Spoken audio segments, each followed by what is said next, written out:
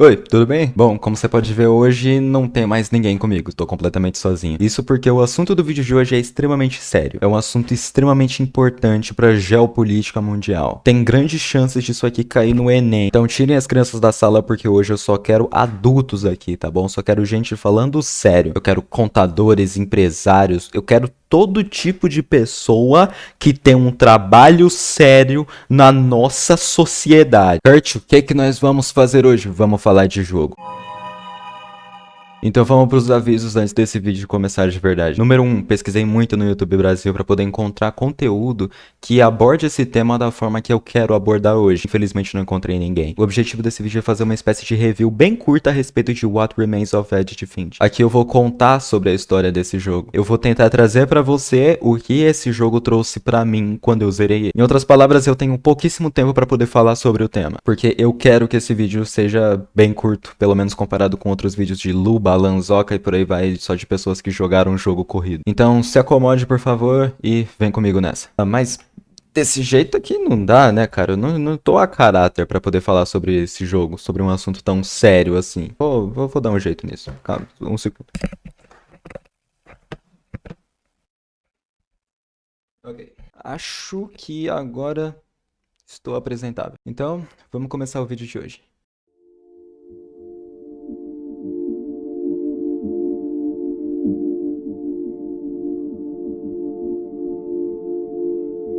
Bom, como eu disse na introdução, não quero demorar muito para poder falar sobre isso, então vamos direto ao ponto. O jogo de hoje se chama What Remains of Edith Finch. Por mais que o foco da história e a parte mais importante sejam os membros da família, eu também tenho que destacar essa introdução. Ela traz toda essa estética que, bom, caso você não esteja entendendo, é só olhar para isso. Dá para sentir o vento no seu rosto, a umidade do ar, a grama molhada, os animais ao fundo, movimentação com os galhos de árvore quebrando. Você se sente dentro daquele ambiente. Então, um dos pontos mais impressionantes desse jogo é justamente a ambientação. Toda essa estrutura transmite muito bem o sentimento que a protagonista tem quando ela chega naquela região. É uma região afastada da civilização e ao mesmo tempo não é que nem um filme de terror, por exemplo. Se você olhar na linha do horizonte enquanto você está jogando, você consegue ver algumas iluminações, provavelmente de casas que estão a alguns quilômetros de distância. Entrando na casa, a gente consegue perceber um ambiente todo bagunçado. Louça, caixas de mudança, parece muito que toda a família só meteu o pé o mais rápido possível. Já de cara a gente conhece o primeiro personagem que é tão importante quanto a protagonista. A casa. Por mais que não seja senciente, é quase como se a casa tivesse personalidade. Ela viu muitas gerações dessa família, vivenciou as memórias de cada uma delas e, é claro, também vivenciou a morte. Tema esse que vai ficar muito forte conforme o tempo for passando. Para Edith, a casa tem valor emocional. Ela cresceu naquele ambiente. Isso fica nítido conforme as opiniões dela vêm à tona. Agora que só ela sobrou, a casa é propriedade dela. E a sensação é que retornar para esse ambiente é realmente um desafio. Logo de cara dá para perceber que você não consegue entrar pela porta da frente. Isso é um traço do jogo que mostra que você tem que ser criativo. Nada é óbvio. Para ser uma casa tão especial, ela tem que ter coisas diferentes de casas comuns, não é mesmo? Passagens secretas, chaves escondidas, tudo isso você vai encontrar aqui. Então não é porque você tem uma chave que você vai entrar pela porta da frente. O ambiente em si é bem normal. A sensação que dá é que essa casa estava abandonada muito antes mesmo de ela realmente ter sido abandonada. Então, embora algumas pessoas ainda estivessem lá, elas não estavam de verdade. Explorando a casa e avançando nos quartos dos outros integrantes da família, a gente consegue conhecer o primeiro a ser introduzido aqui, Molly. A partir daqui o jogador controla a Molly, explorando especificamente o dia do seu falecimento. Uma coisa interessante é que cada uma das pessoas tem logo abaixo do seu nome uma data com a nascimento e morte. Então você sabe que mais nenhum deles está aqui, então a partir desses flashbacks a gente vai explorar como que cada um deles partiu dessa pra melhor. Mas, voltando pra Molly. Controlando ela, a gente acorda de madrugada, sentindo muita fome. Ela bate na porta, chama a mãe, pede alguma coisa pra comer, mas a mãe só diz pra ela que tá muito tarde, que ela tem que voltar a dormir. Bom, percebendo que ela não vai conseguir comida de verdade, ela começa a se alimentar do que ela tem ali pelo quarto mesmo. Então isso vai variar desde a comida do hamster, pasta de dente e até uma daquelas cerejas que eu acredito firmemente que são tóxicas. O ponto é, depois disso ela fita os olhos em uma mamãe pardal que tá ali na janela dela. Nesse momento, a Molly se transforma em um gato e corre atrás da mamãe pardal. Mas não existe mágica por aqui. Esse jogo tá com os pés no chão. Embora seja interpretação de quem tá jogando, particularmente eu não acredito que tenham eventos sobrenaturais dentro do jogo. Embora muitas vezes tenha esse teor. A Molly continua com fome e vai seguindo suas transformações. Ela passa desde esse gato até uma coruja, um tubarão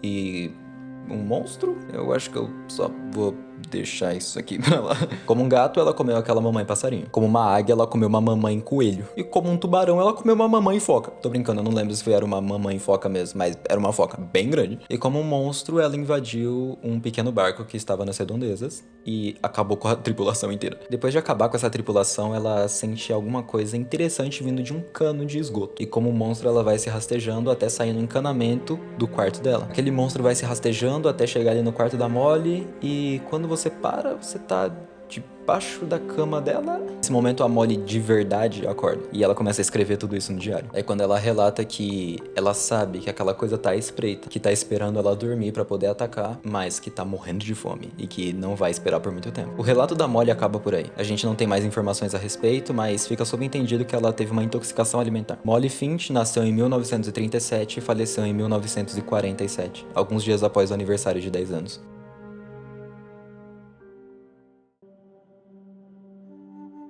Avançando na história, nós conhecemos o Calvin, o segundo Finch a ter a sua história relatada através de flashbacks. A morte dele foi relatada através de Sam. Sam era irmão de Calvin, irmão gêmeo. Os dois compartilhavam o mesmo quarto. Sam relata que depois da morte de Bárbara, os dois fizeram um juramento um ao outro. Eles nunca mais teriam medo de nada. A coisa até que ia ok quando o Calvin disse pra ele que ele queria dar uma volta completa em um balanço que eles tinham ali do lado de fora da casa. Sim, ele queria dar um 360. Sam disse pra ele que aquilo era impossível e talvez isso tenha instigado Calvin a realmente tentar. Um fatídico dia, Calvin tentou dar uma volta completa naquele balanço e acabou se soltando e caindo no desfiladeiro que tinha ali na frente. Calvin Finch nasceu em 1950 e faleceu em 1961, com 11 anos de idade.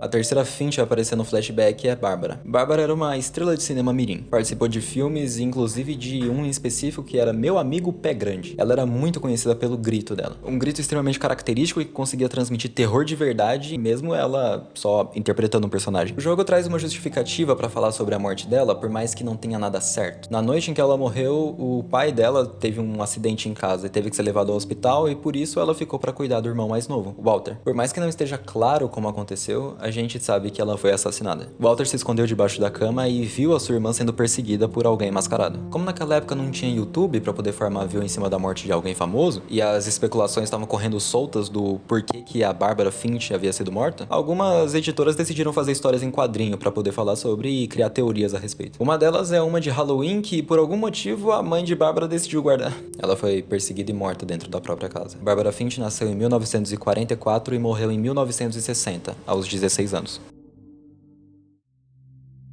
Nessa parte do jogo em específico nos é apresentado Walter e a sua possível maldição. Não dele em específico, mas da família Finch. É uma crença que estava com eles há muito tempo e por algum motivo todos acreditavam nisso. Quer dizer, são muitas mortes acontecendo numa família e todas tão estranhas. E sim, esse era o Walter, aquele que estava escondido debaixo da cama junto com a Bárbara no dia que ela foi assassinada. O Walter, completamente traumatizado pela situação, decidiu se isolar numa espécie de bunker que tinha debaixo da casa. Lá ele permaneceu por 30 anos, vivendo o mesmo dia após dia. Até que, em determinado momento, o Walter decide sair dessa prisão de pedra. Através de uma reflexão que ele teve sozinho, ele realmente chegou à conclusão que ele não queria mais viver daquele jeito. Ele tinha medo da coisa que supostamente tinha acabado com Calvin, Bárbara e Molly. Ele acreditava firmemente que aquilo se tratava de uma maldição dos Finch e que todos eles estariam fadados a alguma morte trágica. O medo da morte fez com que ele se isolasse de toda a família por 30 anos. Por medo da morte, Walter parou de viver. E nessa reflexão, ele decide: I don't mind if I only have a year left, or a month, or a single week.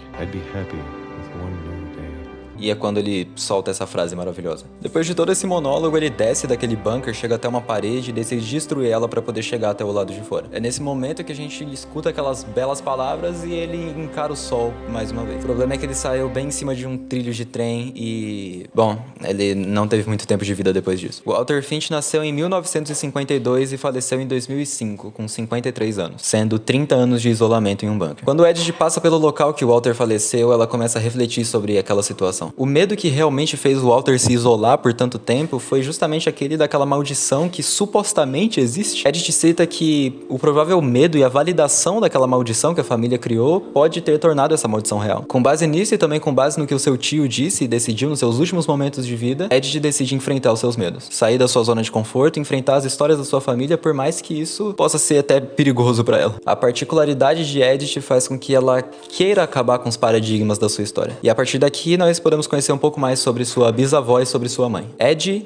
e Dawn, respectivamente. Por favor, não confunda, a Edith é a protagonista e Ed é a bisavó da protagonista. O relato mostra que Dawn, a mãe de Ed, quer enterrar o passado enquanto Ed tá muito presa a ele. Ed tem um profundo desejo de retornar ao passado, enquanto Dawn quer esquecer que o seu passado existe. No fundo, são duas pessoas doentes que estão compartilhando lados diferentes de uma mesma moeda. Ambas com seus traumas e com suas dificuldades, e cada uma decidiu lidar com isso de uma forma diferente, mas as duas estão se matando. Edith volta pra casa pra poder enfrentar o seu passado e o passado dos seus antepassados, mesmo com 22 semanas de gravidez. O próximo Finch a ser analisado por Edith é o seu avô, Sam.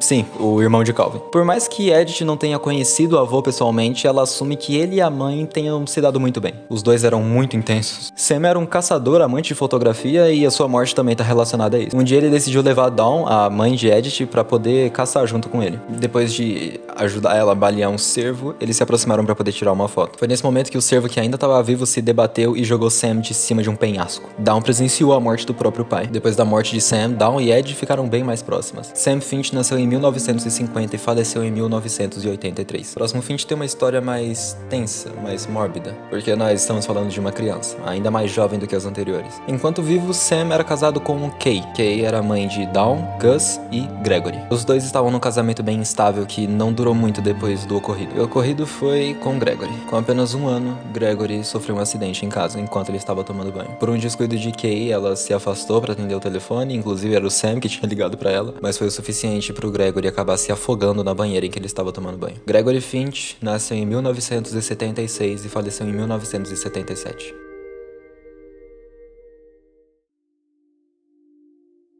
O sétimo Finch a ser apresentado é Gus. Irmão de Gregory e de Dawn, ele era um pré-adolescente com uma personalidade bastante forte. Em 1982, Sam decidiu se casar de novo. Gus disse que ele não precisava de uma madrasta e não aceitou de jeito nenhum o casamento de seu pai. Os Finch tinham muito dinheiro. A cerimônia de casamento foi feita numa praia perto da casa. Com perto da casa, eu quero dizer no mesmo terreno da casa. Armaram algumas barracas, algumas tendas e etc. Foi nesse momento que Gus decidiu só soltar pipa durante o casamento. Uma tempestade começou a se aproximar e o vento começou a levar as barracas e etc. tudo pra longe. Sam e todas as pessoas que estavam na cerimônia só foram pra uma parte coberta e continuaram a festa. Quando reclamaram com Sam dos trovões, ele só falou que era pra aumentar o som. Gus tinha engolido todos os sentimentos dele sobre todo aquele casamento. Ele só estava muito arisco e ficou pra trás, enquanto todos estavam em algum lugar seguro. Foi nesse momento que a tempestade ficou mais forte e começou a levar tudo embora. Todos os escombros levados pela tempestade soterraram Gus. Gus Finch nasceu em 1969 e faleceu em 1982. É aqui que começa o fim. Logo no início do jogo dá pra ver alguns cartazes de desaparecido bem na frente da casa e eles têm o nome de Milton. Mais pra frente a gente se certifica de que ele é a criança desaparecida e que nunca foi encontrado. Milton era um dos filhos de Dawn, ou seja, ele era irmão de Edith. Ele era um artista e com toda certeza trazia muito orgulho pra Ed, visto que ela ficou muito contente de ter mais um artista na família. Não nos falam muito sobre o desaparecimento de Milton, a gente não tem muitas pistas nem nada do tipo. Ele só desapareceu. Depois de alguns meses procurando, sua mãe acabou aceitando o que tinha acontecido. Milton Finch nasceu em 1992 e faleceu em 2003. Próximo irmão de Edith se chama Lewis. Lewis se formou e logo não saía do quarto. Dia após dia ele ficava mais tempo dentro do quarto, trancado, sem interagir com mais ninguém. Sendo dependente químico, sua mãe eventualmente procurou ajuda e também colocou ele para trabalhar numa fábrica de conserva. Provavelmente afastado das drogas, Lewis começou a perceber quão monótona era a sua vida. Sua imaginação começava a tomar cada vez mais espaço dentro do seu dia a dia. Começava a criar cenários cada vez mais e mais complexos, seja com animais, súditos, músicos e até com o próprio reino. Lewis se enxergava conquistando outros reinos, sendo uma pessoa grande, amada por todos e se sentia alguém importante. Para Lewis, eventualmente, a sua imaginação era tão palpável quanto a sua carne. Inevitavelmente, Lewis acabou com a própria vida, de todas as formas que você pode imaginar. Ele colocou a cabeça na guilhotina usada para cortar peixe. A morte de Lewis foi o estopim para a saída de Ed e de Dawn daquela casa. No final, só sobraram essas três mulheres, Ed, Edith e Dawn. Segundo Edith, a saída das duas daquela casa era só questão de tempo. Depois de uma briga entre Dawn e Ed, da qual Edith foi colocada de fora, Edith e Dawn saíram daquela casa. Eventualmente, as mudanças se tornaram constantes. A vida de Edith se tornou outra. Ela não conhecia muito a respeito da própria história e a mãe dela não queria falar sobre. Dawn não gostava de relembrar daquela casa e de tudo que já tinha acontecido, de tudo que ela presenciou e das histórias que Ed tinha pra contar. Eventualmente, ela começou a adoecer. A coisa piorou, até que ela melhorava, piorava, melhorava e piorava e seu corpo não aguentou. Dawn Finch nasceu em 1968 e faleceu em 2016. Então nós chegamos até os tempos atuais. Edith sendo a última Finch viva. Edith Finch, grávida, decide relatar todos os acontecimentos daquela casa. Após a saída de Dawn e Ed daquela casa, logo no dia seguinte, o furgão do asilo chegou até a casa para poder buscar a Ed, e ela não estava lá. Ed Finch nasceu em 1917 e faleceu em 2010. Não se sabe ao certo o paradeiro dela da mesma forma do Milton. Edith Finch, grávida, retornou até aquela casa para poder encarar a história de sua família. Edith Finch nasceu em 1999 e faleceu em 2017. Tudo que você viveu durante esse jogo foi um flashback, também vivido pelo filho de Edith, que agora tem um diário com todas as informações necessárias, e que pode deixar as flores para sua mãe no cemitério da família, ao lado de todos os outros Finch, conhecidos e não conhecidos. Deste século ou do anterior, não se sabe ao certo o que é a maldição dos Finch, sequer se ela existe, mas até que essa ideia é bem bonita. Todos os Finch no mesmo lugar, no mesmo ambiente, junto com aquela casa, que também faz parte da história deles. Ao filho de Edith cabe a missão de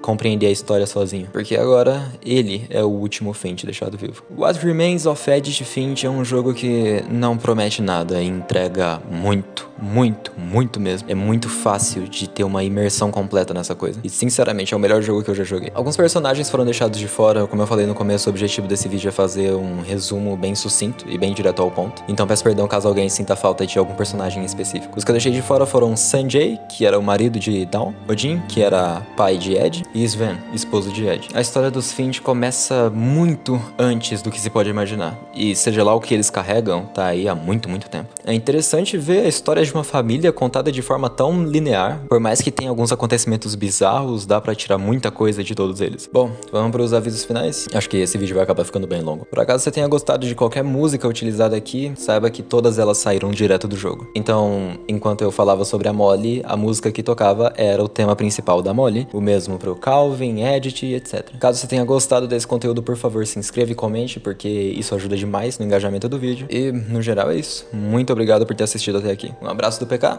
e até mais.